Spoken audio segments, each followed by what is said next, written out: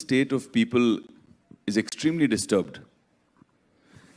अब ये चाहे इकोनॉमिक कॉन्फ्लिक्ट हो, चाहे जियोग्राफिकल कॉन्फ्लिक्ट हो, वॉर हो, एक्सटर्नल इश्यूज हो या कोविड से पैदा हुए जो इंटरनल इश्यूज हैं जिस पर कुछ कंट्रोल नहीं पाते हैं हम, we are not able to control what is happening to us in this world.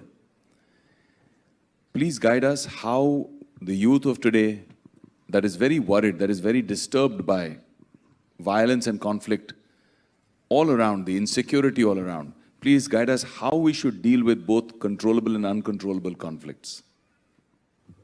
समाज में अनादिकाल से संघर्ष तो रहा ही है. हिस्ट्री के हिसाब से सिर्फ 238 साल ऐसा रहा जहां पर कोई संघर्ष नहीं था. In the known history there has been conflict throughout. But what is that which can stop the conflict? क्या ऐसी चीज कर सकते हैं जो हमारे लोकेश मुनि जी, आचार्य जी कर रहे हैं. आचार्य जी एक जगह नहीं बैठते, जगह जगह जाके लोगों के मन को थामने की काम कर. विश्व शांति की मिशन का यही उद्देश्य है. अशांति फैलाना तो समाज का काम है, संतों का काम है शांति लाने का.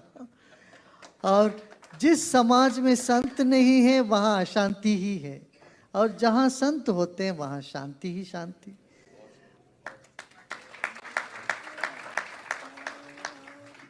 घर घर में अलग जैसे जलता है तो घर की शोभा होती है.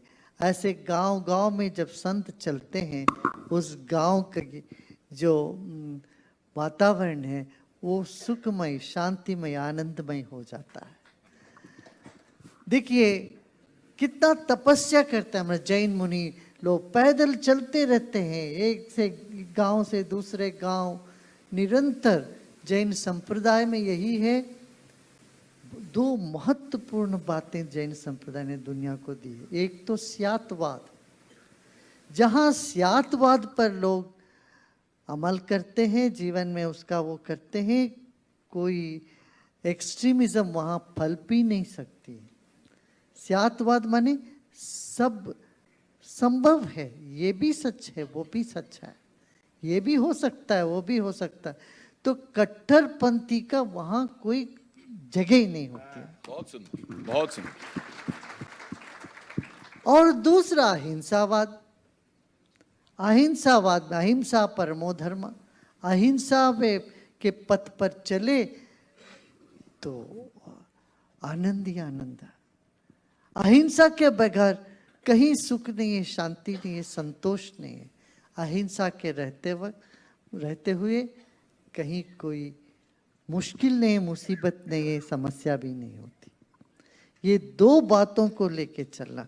और अहिंसा के अंतर्गत शाकाहार, जैसा अन्न वैसा मन होता है. तो